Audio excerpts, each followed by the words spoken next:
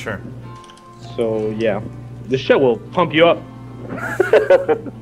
Juby, are you having some too? Yeah, of course. Dang it! I feel left out, man. Well, come visit us. All right, I'm on my way. Okay. Not too After far the away. Clan War. Yeah. All right. But hello, everyone, and welcome back. This is the ESEA Week 1. I think it's Season 12, I want to say. Just throwing that out there. This is match number 2 in between Root and Knights. In the bottom right-hand location, we have TT1 from Root Gaming. In the top left, we have his opponent from Knights. He is the Red Terran player Cookies. Or something Mouse. I can't remember the name right now. But apparently he's pretty good, so we'll see what happens. Origami Mouse. Origami Mouse. Origami Mouse. That's easy enough to Sick remember, name. it seems like. I told TT1 to do a certain strategy. I don't know if y'all saw that. Yeah. What are the chances he does it? I really hope he doesn't. What was the build that you I told said him to do a cannon rush into expand at his opponent's natural.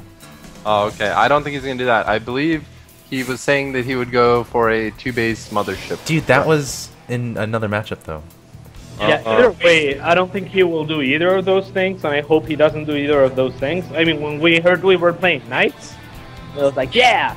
But now, Yeah, no, they're pretty good. They're solid. We stood around with them. yeah. There's no reason to do anything like that. Of course, Mike playing very well in the last game. Slush, or last match I should say. Slush doing enough though to make it happen, but Mike definitely made it interesting. I felt like, you know, that series really could have gone either way. I'd love to see like a best of 11 between those two. Anyway though, TT1 versus Cookies. Again, we don't know too much about Cookies, but TT1 is definitely not going to leave his guard down. He's opening up Cookies is with a gas and a reactor. So is this going to be reactor actually adding on a second Rax. Oh, okay. So he's just doing a standard 2-Rax push, I believe. Now TT1 doesn't know this. All he's seen is a Marine. Yeah. But is the build he's doing safe against what Can you Cookies mod is going to Satanar? Satanar? Huh? What? Can you mod that Satanar? Oh, I only have one monitor, so I can't do it while I'm in game, unfortunately. Fine. But tell me afterwards, and I will. I'll be happy to. Yeah. Okay, so the problem with this for TT1 is that he doesn't know if it's a 2-Rax or a 1-1-1 or a Cloak Banshee or what. So he has to decide where to use his Chrono Boost properly. If he tries to tech too fast, you know, fearing a Cloak Banshee or something, then he could be in trouble. This looks like a fast Marine tank push, kind of like the Massa build on Ohana, I'd say. But TT1 did see that there was no fast expand, right? He saw that there was. Oh no, he didn't see anything. He hasn't put, like, all he saw was a Marine, but I think this probe is going to see, alright, is there a bunker? And he's going to try to sneak by? I mean, 5 Marines at this point, is that a tell? As far as, okay, he has a reactor on that barracks? No. Let's see, he has 2 Zealots out. I think he's going to do 2 Zealots, 2 Stalkers, I would imagine. I go 1-Rax expand every game, and I would have 5 Marines right now. This is about the timing when the Zealot and the Stalker would come, and usually I have 5 Marines, and it comes down to micro to see who comes out ahead on that exchange. So it looks like this might be Banshee, or is this starport just for like 1 medevac? I mean, I'm not sure. He could make tanks, or he could, I don't know, I guess we'll see. he has the factory selected, he's not lifting it up yet, so that seems like that implies that it's going to be tanks, but okay, so there it is. There's the tank. He made the tank as soon as he had the money for it, so he was just waiting for that. Yeah. Looks like TT1 is going to go for some very light aggression. 2 Zealots, 2 Stalkers. This is more for scouting. I think he's going to try to get the probe by. And now there's a lot of Marines up there, so this should be enough for him to know, okay, this is definitely... oh, look, and he sees there's no expansion. Really nice move there with the probe. Love seeing that. What he did there was he mineral walked while absorbing the damage. Oh no, Stalker! While absorbing the damage with the Zealots and Stalkers, and was able to see that his opponent didn't have a natural expansion. And TT1 seeing this reacts by adding on 2 additional gateways. What are you thinking right now as Protoss? What does the Protoss need to do here? Like, when do you start cutting probes? What kind of unit composition do you need to be going for upon seeing your opponent doesn't really have a natural expansion? Yeah, well, let's look at the worker count. It's 36 against 22, so I'd say cutting probes now would be an excellent choice. He is continuing to make probes, though. Hopefully he doesn't make too many. I think, well, he's going 6 gateways, and he's making immortals too, so yeah, pretty much just go Zealot, Sentry, Immortal, and he should be able to hold this since he recognized that it was all in, I think. Alright. So, that's interesting. Faith even noting that just Sentries, Zealots, and Immortals. Can you explain why that unit composition is so important, based on what he's seen? Yeah, it's because Guardian Shield and Zealots just own the crap out of Marines. Oh.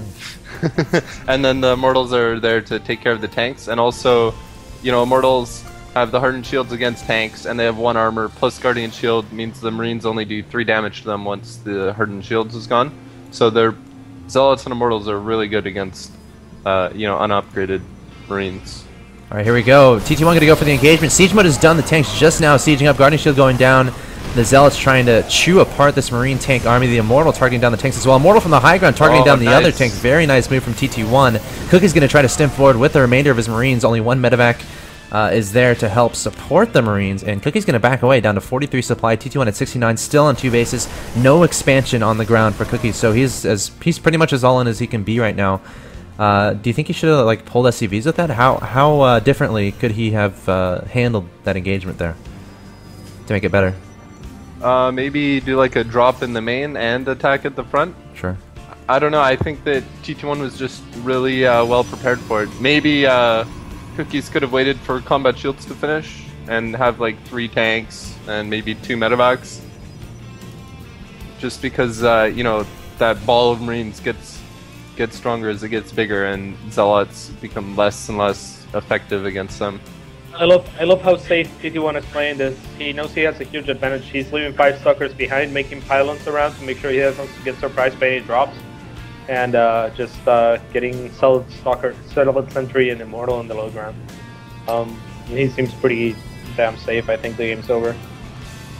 Yeah, I mean, I think I agree with you.